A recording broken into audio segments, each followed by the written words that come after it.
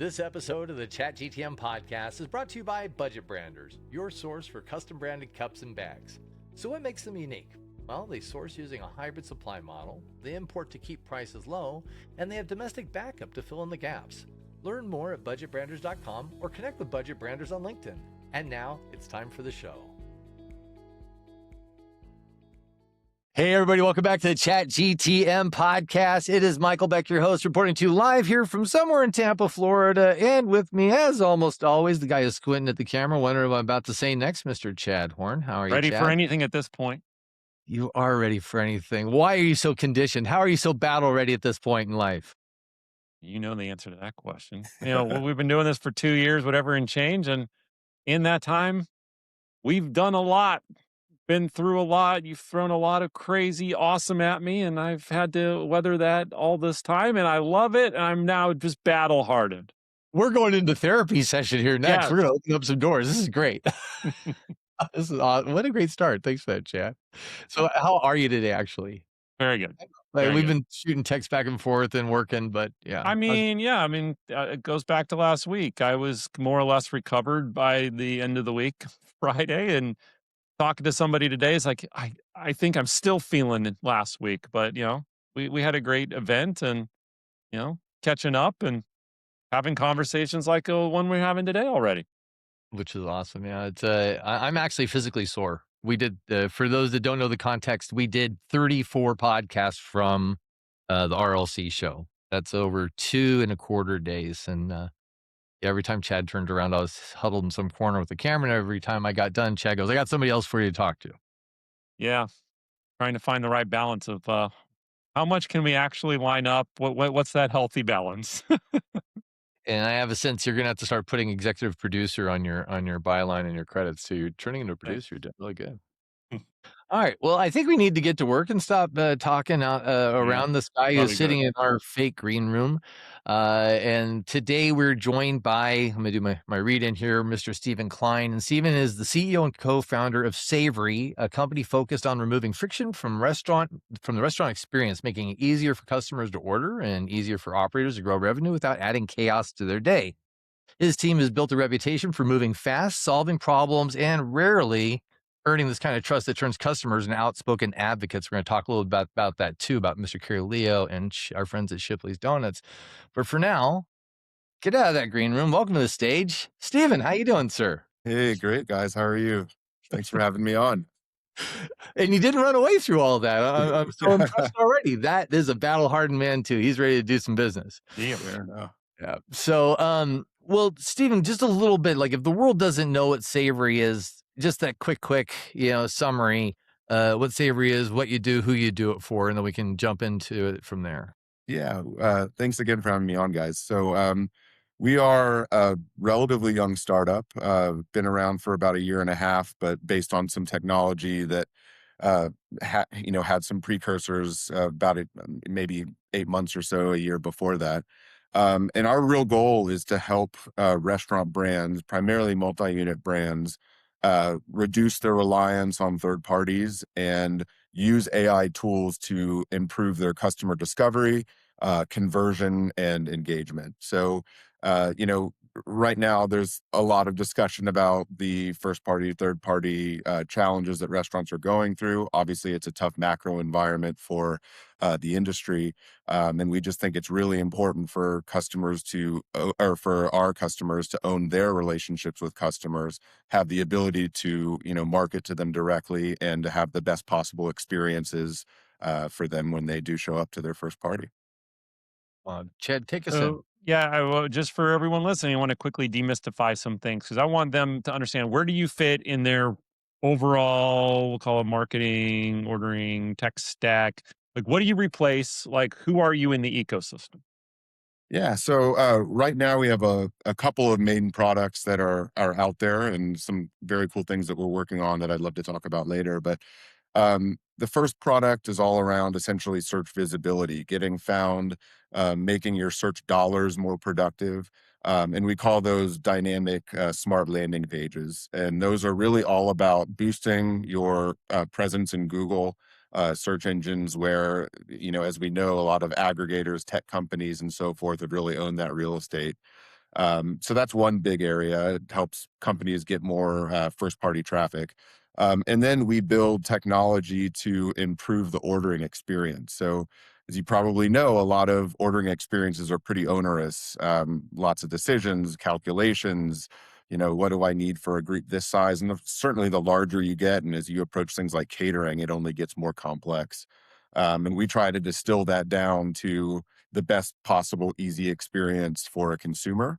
And in so doing, we hope to reduce cart abandonment, drive better experiences, but also generally larger orders for restaurants because we have the opportunity to introduce products that a customer might not be thinking about but might want, LTOs, et cetera, marketing opportunity for restaurants. So in that regard, we're layering into a customer's order flow. We don't do the point of sale, but we're able to kind of take over that customer experience and pass what we consider a kind of an optimized or ideal cart along for easy checkout. Mm. When you're thinking about this stuff and you went through the whole whiteboard process, the clean piece of paper, at what point did you or leading up to what point did you realize that restaurant ordering wasn't just inefficient, it was fundamentally broken? Like, what made you say this shouldn't exist like this anymore? Yeah, I mean, that speaks a little to the founding story because there are four of us co-founders, but one of them is actually part owner of about a 30-unit Tex-Mex chain, and he has been. It's a chain that does a lot of catering and a lot of online ordering, so it's really critical for them to get this right. And, a few years ago in the kind of early post chat GPT launch era, he was thinking, man, we have customers come to our website and it's just difficult. I mean, we make them jump through hoops. It could be 50 clicks, 15 minutes. Maybe they abandon and just call us because they're sick of, trying to decide exactly what they need and they need help, et cetera. And, incidentally, we have a ton of, they do a ton of business through third parties, right? I mean, through whether it's Easy Cater or, the DoorDashes and delivery players of the world.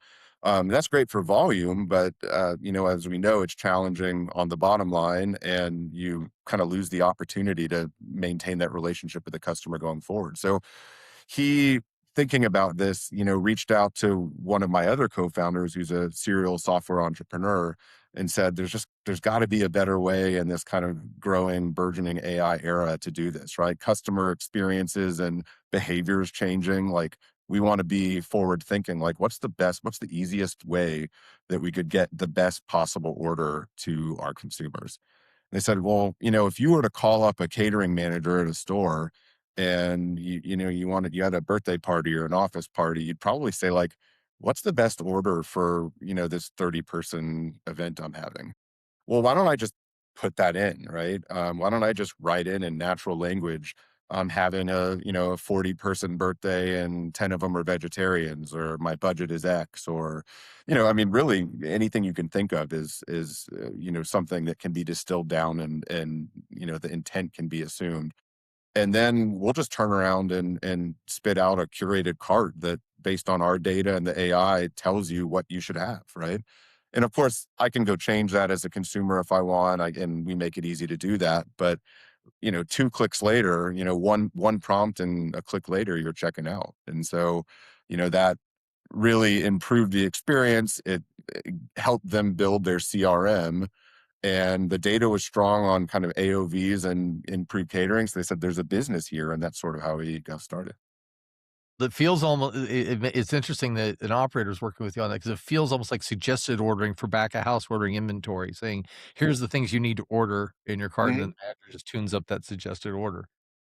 Yeah, and there I know you guys spoke to some Mertech folks. I mean, there's a lot discussion right now about, AI usage, and obviously the technology is one element of it. The data infrastructure is an element, the organizational preparedness and buy-in is, I mean, there's a lot going on, as you guys know. Yeah. But yeah, I mean, there's so many cool use cases, and Mertech was fun to be a part of and kind of see what peer startups were working on. They're just everything under the sun. It's just super smart. I mean, they've been doing it for back office, for restaurants, for ordering for years, but this is consumer facing, which is freaking genius. Yeah. Well, and consumers are getting used to that, right? I mean, Yeah. obviously, Google's gonna be around both in its traditional sense and in the AI world for the future. But, we wanna prepare clients for the world where, people are gonna more and more just go to their AI assistant and say, "Order me lunch," or, "Order lunch for my meeting next week," and expect that, the technology is gonna call tools in the technical sense, but really say, I'm going to look at your calendar, how many people, where the location is, and I'm just going to do it for you, right?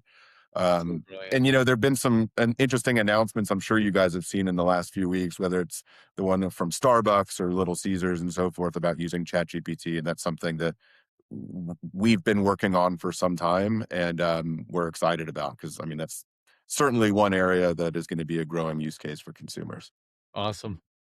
So, Stephen, after we interviewed Carrie of Shipley Donuts recently, I went on to Shipley's website and I said, I'm going to try this thing. And I prompted it and I said, give me what I need for a 12-person birthday party. And I believe it came back with like, a couple boxes of coffee. And then I said, oh, this is like, now I changed it. I said, this is a kid's birthday party. And it changed that to hot chocolates. Yeah. All right. So here's my question. When you're building this out and training this and refining it for your customers, how much of that optimal basket that it comes up with is brand specific? And how much of it is just general knowledge of how people It's a work? great question. Yeah, I mean, the way I would say is that we generally want to start with the knowledge of the restaurant. And some of that is, hey, let us look at your SKU, your order mix, and what's popular, right? But some of it might be like, what are your objectives as a brand, right? I mean, you want to be selling more coffee. It's, a high margin add-on that, lots of customers in a breakfast setting would want, but maybe not think to order online, right? Or order along with their donut and their kolache or so forth. Um, so we normally start with that, but then that can evolve over time, right? I mean, the data that we see, how the orders are changing, and we it can really be quite flexible. And obviously, that's one of the things that AI is good at.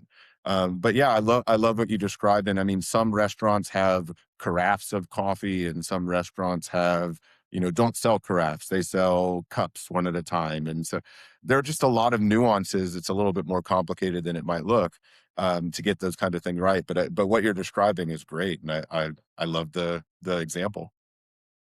He does a lot of research. Yeah. Plus, I think he likes donuts. I did that anyway. I wasn't even in preparation for this conversation. Well, unfortunately, I guess neither of you guys are in a location that has fajita Pete's. That's where the founding story came from, which is about 30 units here. But for them, they do a lot of catering, and generally speaking, they know they may know better than the customer on an average 30, 40 person party what that order should look like, right? And maybe they think, hey, you may not think to order queso, but you want it, or churros. And then it's, well, systematically, we don't want to throw margaritas in there and have that maybe not be relevant or give you sticker shock because we're adding things that you don't want. I mean, the purpose is not to load more stuff on the consumer, that they don't want, but we want to make sure that when you're in that checkout process, you see the churros or you see the margaritas, and some of those we might initially train to be included in the original order. And then as time goes on, we can see how the checkout patterns work. Or they're not included in the basket, but they're included right below as a, don't you want this as well? And some of the recommendation systems out there make some mistakes, candidly. They don't get the numbers right, or they're telling you, hey, add one thing of coffee or one donut holes for a 40-person order. I mean, there are just some elements that we see in the wild out there that kind of miss the mark, and we're trying to get that right. Um, well, I wanna make sure we hone on this because it's such a good story. This part of it is, your relationship with Shipley's Donuts and specifically with Curie Leo. And what stood out to us was, this wasn't just about product. It was how openly this guy advocates for you in the market, and that's just not typical. Most vendors are kinda chasing testimonials, and Carrie's out there volunteering for you. So what's up, Carrie? First off, if you're watching, Yeah. I'm throwing you under the best bus possible as being one of the best partners you can to a vendor, and this is fantastic. I want to highlight that. But to you, Stephen, what'd you do differently, or what's different about this partnership that would make somebody like Carrie stand up and be so satisfied, be willing to publicly champion you? And that's awesome. I love hearing that, and we're obviously tremendous fans of Kerry and his team. Yeah, From the beginning, when we got introduced to Shipley, I mean, we said, "Hey, we have this catering thing, right? And it's working at Fajita Pete's. Check out these numbers. You guys, I mean, you should consider using this." And we started down that path, and then ultimately there were some challenges that they had, or dissatisfactions with other elements of their tech stack, and so as we kind of continued the discussion, we got to a point where we ended up redoing their website, not just online catering, but also retail ordering, their location pages that I described that are dynamic, and we can kind of talk about how that works, which is cool. We're working on their app right now. What's great about them though, and cool to us about this relationship is we really kind of call it more of like an innovation partnership, right? And this comes a little bit from the playbook that two of my founders who sold a business in the multifamily real estate world had prior. They worked with a customer who really knew what the challenges were out there. And we see a lot of smart software engineers coming to whether it's restaurants or any industry and saying, "This is what you guys need," right? But any startup book out there will tell you that understanding the customer and having that customer voice be critical in sort of what you build and how you build it, is paramount. And so, we really wanted to set off in that relationship with Shipley, and Kerry and his team have just been awesome. I mean, they're innovative thinkers. They're, excited to, to tinker and kind of discuss. And there's some elements of things where we'll try, pull back, change, but it's really, I mean, it helps us. I mean, we have a restaurateur on our founding group, which is great, but it really helps us work together and kind of collaborate on what to build next. And some of the stuff that we're working on now, candidly, uh, was kind of the germ of the idea came from them, and that's fantastic. So, it's we don't want to be a vendor client relationship with them, and that's really sort of what we've built. And Carrie's just I can't say enough about him. that's rad. Even I want to go back to what you started with Savory, which is that one of your goals is to help restaurants move from those high commission third party platforms. Now, those platforms spend billions and billions and billions and billions of dollars, have over a while now, on marketing, establishing those consumer habits. So, my question to you is what is the practical maximum on how much of that you can actually convert over to first party? I wish I had a number for you. And this is an often discussed topic, and I don't think there's any one silver bullet answer, right? I mean, there's so many different tactics that restaurants take, whether it's anything from technology based to printing on the box to, I mean, there's just you see all kinds of things that restaurants are trying to accomplish here. And my background, I was in the investment world and the software and internet world for a long time, and this is so similar to other industries, right? I mean, if you're a retail company, you got to be on Amazon, right? And you get volume on Amazon, you got to be there, but you kind of have this love hate, right? Because there's a competition element, there's a cost element, et cetera. And this is no different, right? So, uh, our clients, we wouldn't say abandon these platforms, but to the extent to which you can improve your own user experience, which can create that loyalty or that desire to come back. But also, candidly, the critical thing is what you do with that CRM asset, right? I mean, I will tell you, my co-founder Hugh, who's at Fajita Pete's, you'd say we love the technology. We love that we're getting higher basket sizes and lower abandonment rates and so forth. Won't make up the numbers, but just look at the growth in the CRM from before we started to after, right? Now we have people coming in, putting in their information through a quick catering order, and now they've architected a whole marketing automation kind of approach to how often you contact these people with what offers and so forth.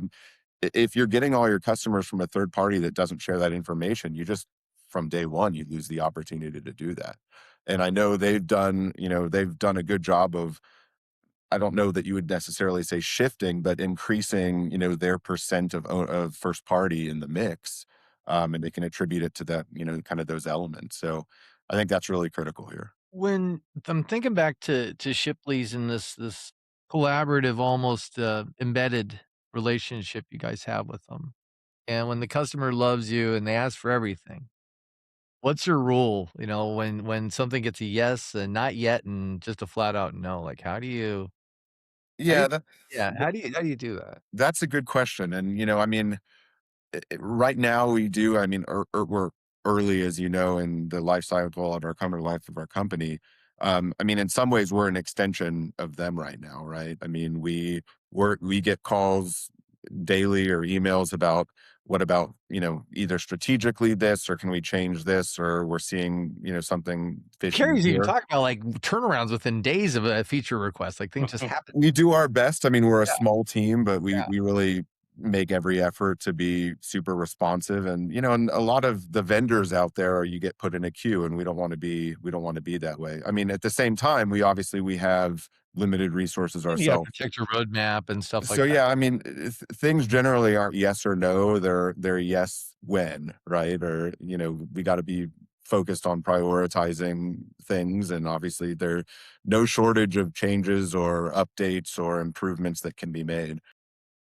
So we do our best to be responsive to that. And we have our own internal team, but we also work with some contracted developers and designers who can augment our resources and our bandwidth. And that's certainly been helpful. Even question I wondered, when another back to my time on the Shipley website was you got the, what can we get for you at the top? And like, people can type in and, have AI do its thing. But you also have like the optimized just menu, traditional ordering menu below. What's the interplay between those two? Is it like an either or path, or is it like a both and? Like, what does that look like?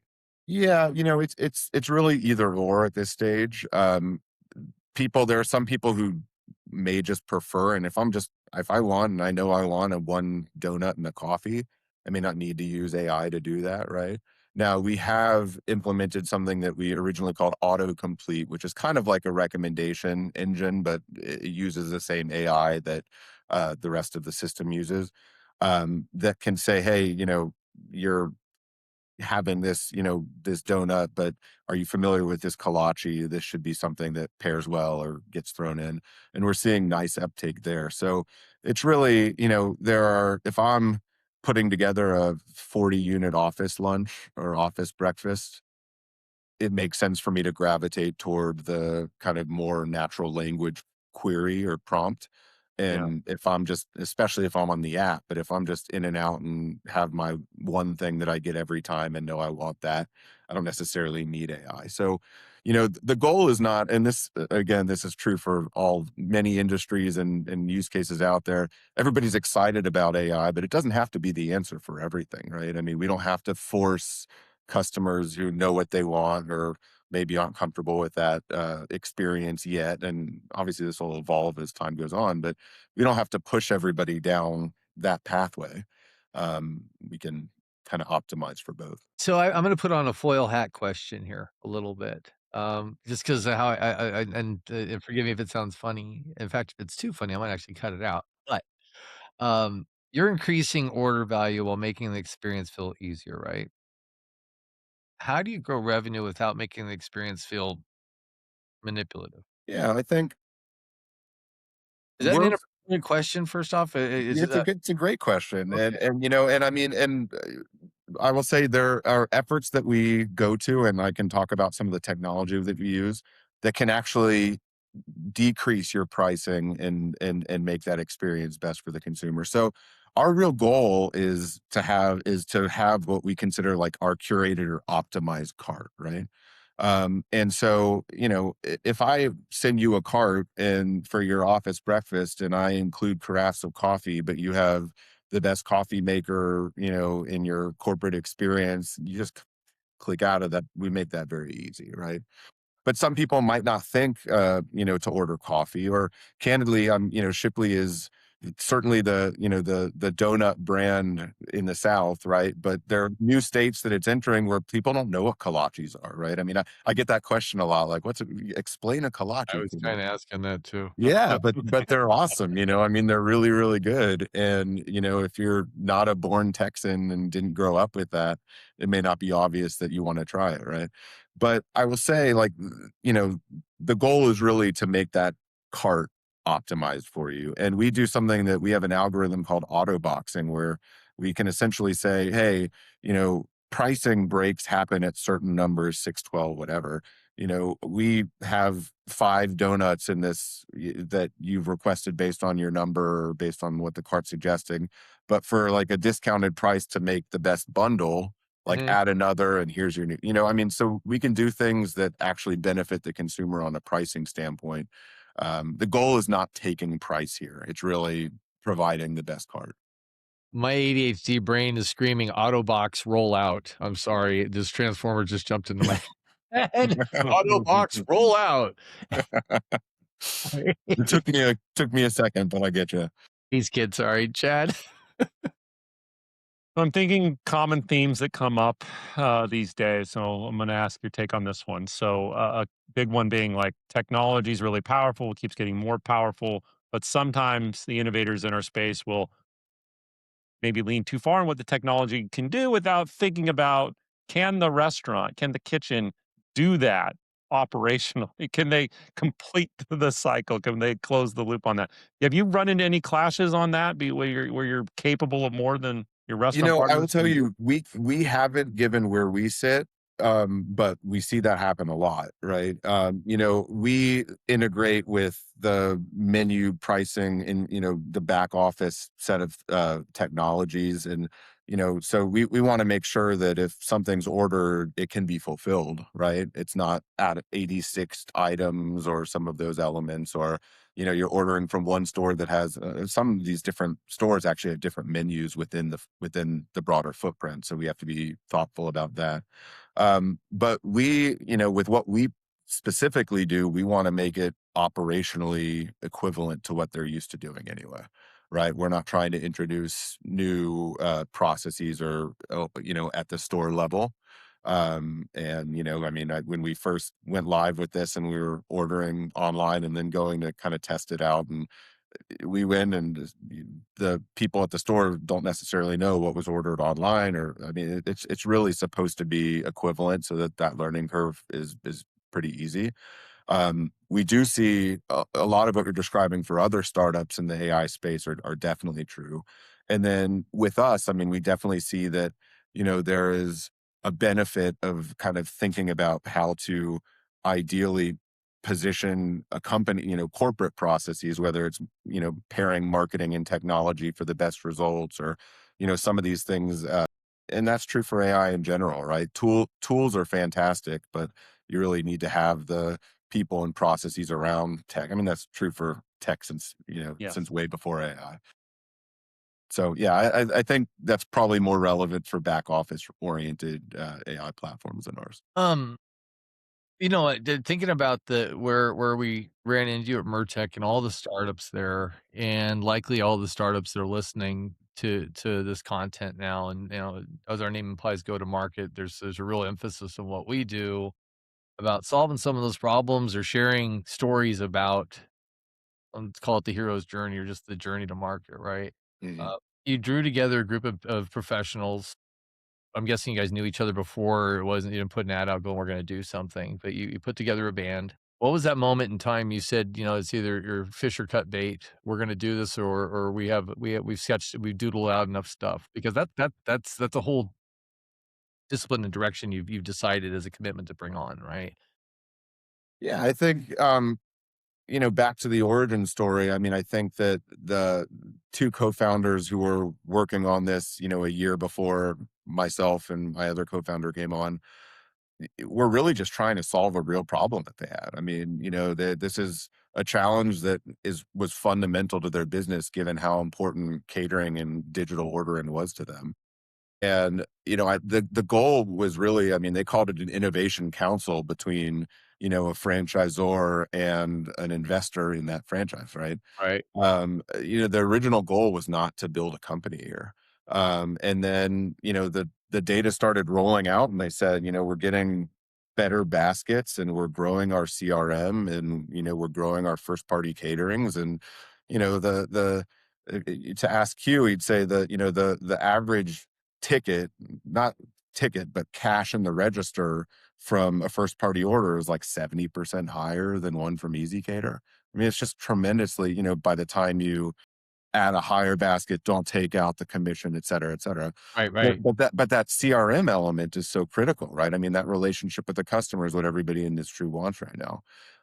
So they looked at the data and said, like, there's a company here, and we kind of took it from there. And that's when I got brought in, and my Yeah, other people co-founder. quit jobs, like, I mean, there's a point where it's a dabble moment going, "Hey, guys, we're actually gonna go now." Like, it was an all-in moment, wasn't it?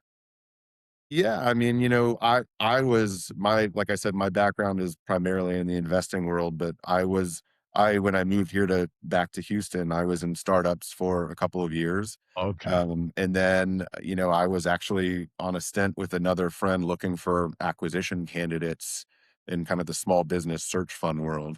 And the timing just aligned. I mean, one of the guys I work with, I knew uh just a little bit, not very well growing up, but our parents were friends, and I just think the world of him and always wanted to work with him. And he came to me and said, "My previous partner and I are working on this. What are you up to?" And I said, "I'm in." So I love that. That's awesome. Thank you for sharing that. yeah, Chad? Just thinking, questions operators would ask. So, big common question concern around a lot of technologies, but certainly your category as well. Integrations, right? You need to integrate to POS, potentially CDP, loyalty, et cetera, et cetera, et yeah. cetera. What have your customers been asking for, and what do you anticipate them asking? Where it's informed how you approach integrations. Yeah, I mean, it can be a heavy lift, both technologically and from a relationship. I mean, some vendors, some other partners that you have to integrate with are more receptive and responsive and so forth than others, particularly everybody, protecting their kind of kingdoms and so forth. But a lot of, some other, third parties, well, some vendors that we work with are really receptive to that. I mean, 1 + 1 = 3, get, happier customers, stickier, deployments, et cetera. So it really kind of depends. But we've integrated with POS providers, we integrate with loyalty providers. I'm sure will be more to do there. But it takes time. It definitely takes time. And we're learning that in real time, absolutely. Alright, so I think we're coming up on landing the plane time. We can go ahead and transition to the rapid fire sequence. All right. These are intended to be fun. If it's, "Wow, that was weird," I'd just say pass, or it's too much thinking, you can also say pass. Pass. Well, there goes question number 1. We're down to 6 questions left. We're doing great. Alright, it's time for the rapid fire round with Steven. I don't know. Uh, sorry. So, question number 1, you have to explain Saivory to your grandma in 1 sentence. Go. We help restaurant brands reach their customers wherever they are and provide them with the best experience possible. Okay. First question, first job you ever had, what would that version of you think about what you're building now? My first job was in a biotech lab, and I would probably say, "Huh? Where did this come from?" I Wow, was a okay. chemical engineer back in the day, although post college never worked in that field. So kind of a nerd in that realm. But yeah, I think there would be a disconnect cognitively there. Yeah, I think so. I love the broken roads and how people get in certain places. This is great. Um, what's a hill you die on in restaurant tech that would start an argument at dinner? Nate, let's say an industry dinner. I don't think your family would care if you said something controversial about restaurant tech at home. Still, I would die. Tough one. I think in this space, it's and this kind of gets to some of the questions about how you work with vendors, but we want to be receptive and learn from our customers. But we also have to be focused with our resources on what we're building going forward. And I think, it's easy to get excited about all the different avenues that you can chase, right?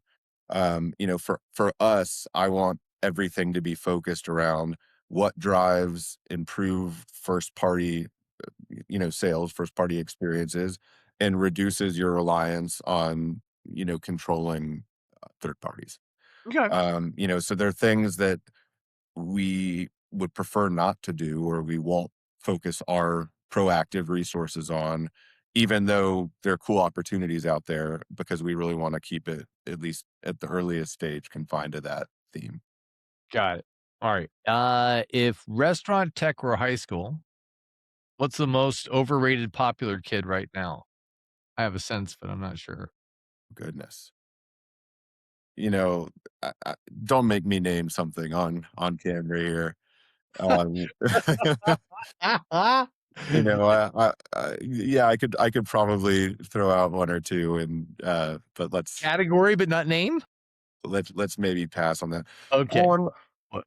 I think there's a lot of excitement right now in voice AI. And I think that there's a place for that, but that's been certainly drive through, elements are certainly super buzzy and to my knowledge have had somewhat kind of more mixed results thus far. But that's not to say that there's not a tremendous value or use Yeah. case there. It's just For that, those who that's nail that's it. one of the things I hear most about. Okay. You can ban one phrase from every tech sales pitch forever. What are you erasing? Uh, AI enabled. Ugh. Okay, I like that. If your product disappeared tomorrow, what would your best customers have to duct tape together to replace you? Um, Essentially what we've built in the website. I mean, the e-commerce functionality, the local pages. We didn't really talk about this, but if you're a 100+ unit brand, each one of your stores has a location page, and right now a lot of those are pretty static and underperforming. Right? It's here's a map, here's our hours. I won't go into it because I know we don't have too much time here, but really those should be assets that perform well for you, right? I mean, those should be individual stores that when you say, best pizza near me or what have you, there should be reasons why your store that's near me shows up, right? And that's one of the things that we do is we build dynamic content based on what people are searching for to make sure that when I see a page that, and I say best pizza near me, I don't get a page that shows up with either nothing relevant or a bunch of chicken, dessert or chicken dinners or so forth. Like there's an opportunity there, and that's something that we're driving at. Okay. And last question. What's something about your journey building Savory that people would be surprised wasn't easy for you? Um, I think, I think that especially on the larger side, the sales cycles and the way enterprises work can be challenging, right? The larger you get, the more mixed you see in-house teams, focus on entrenched vendors, tech debt, like just you love to think it was as easy as we have this cool tool, like plug it and play. And we're Right. getting closer to that from a technology standpoint. Right. And we're focusing a lot of our resources on making that as seamless and easy as possible. Um, but organizationally, it usually doesn't work that way. And so we have to make an ROI value case for what we do. Yeah. But we also have to make an organizational and operational case for how we can do this with minimal lift to you, minimal, change to your tech stack if that's what you're looking for. You talked about the integration piece. We have to make that work for major vendors out there. So I think that's the big element. Okay. Well, then the last part we like to ask as we close this up, we want to make sure that if you're somewhere, people know where to find you. What are the events that Savory is going to be participating in through that? Well, I guess now through the end of the year. I'm sure you probably know which ones you're going to be going to. We're still setting our agenda on that. I know Carrie has sung praises about FS Tech. We missed it last year, but I think we'll be there this year. We'll continue to look, but I'm working with our team on deciding sort of what that path looks like for We know now. some guys that can help you through that I conversation. would love to chat. I would love to chat. Okay, fantastic. And then your website, what's the website if people want to go look It's up it's Savory? Saivory spelled Saivory. which I just think is super clever, and a lot of people don't. But take a look there, and AI we'd love and to hear from you. Savor. I know it's so clever, right? I love it.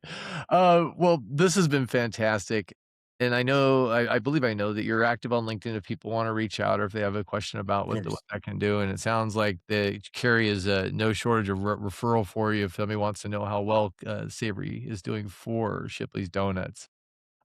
This has been fantastic, Stephen. I really appreciate and Yeah, we thanks so really much, value man. you coming on the show today. And for everybody listening, thank you so much for spending time with us and your interest in our content. And in closing, as we always do, one, Stephen just did this for us, is random acts of kindness. Sprinkle that stuff everywhere. You never know who's you're going to make better, with a little generosity of your time, a moment of your patience, and just hanging out and talking with some industry buddies. So for now, this is the Ink Tank GTM Chat GTM podcast. Signing off. We'll talk to you guys later. Have a great day. Thanks, everyone.